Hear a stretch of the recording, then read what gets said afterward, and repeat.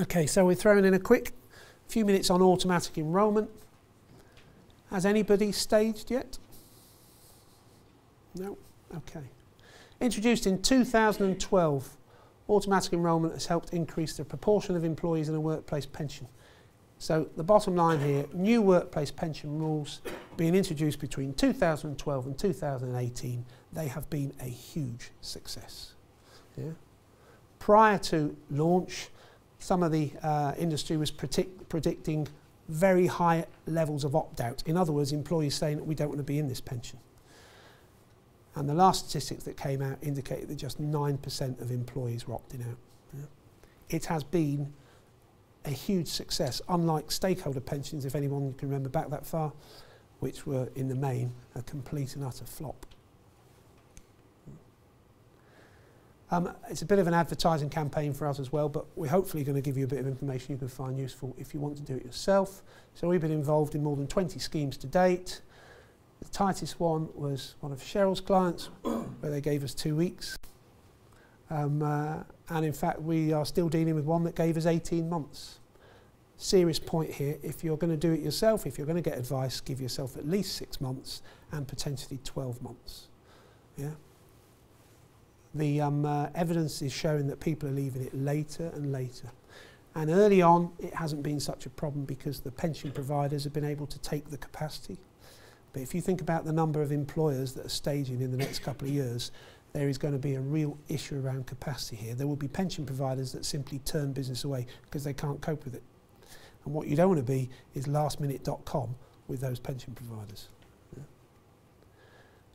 We've looked after various employers, 400 plus, 30, a range of different payroll sizes. What we have found early on, and this isn't just a plug for Barnes Rofe and their payroll bureau function, but in general, the key points once you have staged is you need to have good payroll.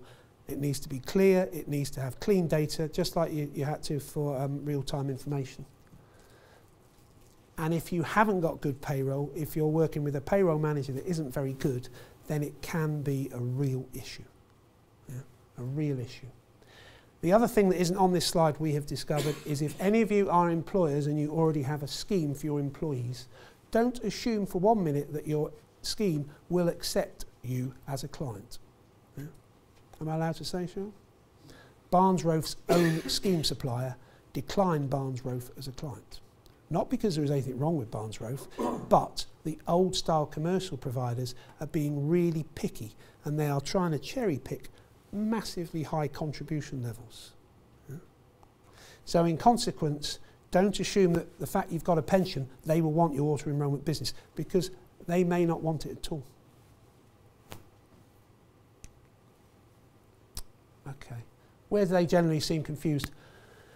So the sort of questions we get asked, I saw a client last week over by Heathrow and he said, can we do this without you, Mike? And I said, of course you can.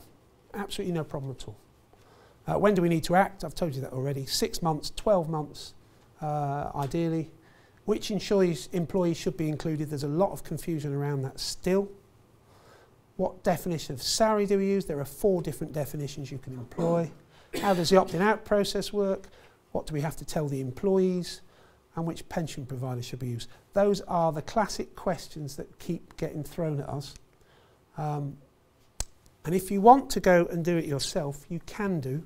There are several providers out there that will allow you to do what we call DIY pension. So in other words, you can set the thing up yourself. And there's no doubt about it, because of the advertising campaigns, more and more employers are aware. Difference is being aware and understanding what you've got to do are 2 different things, I suppose.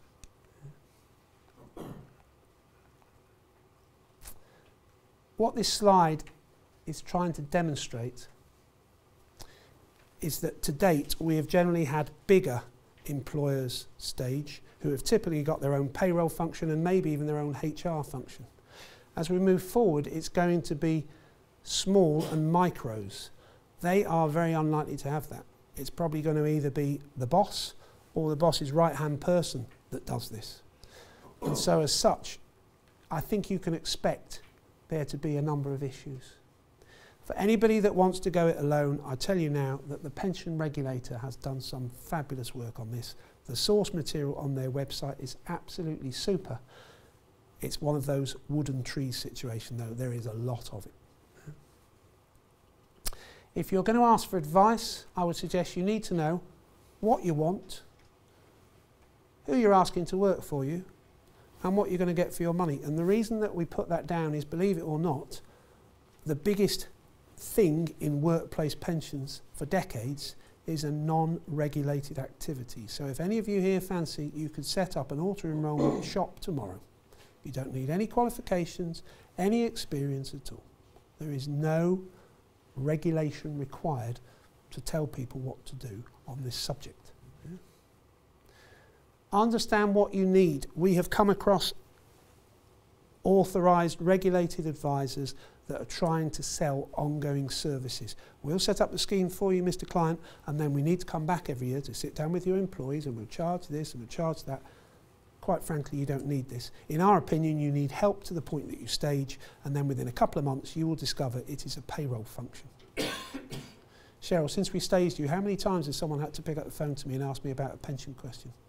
I don't know, because they call you directly. Never. Yeah? You don't need it.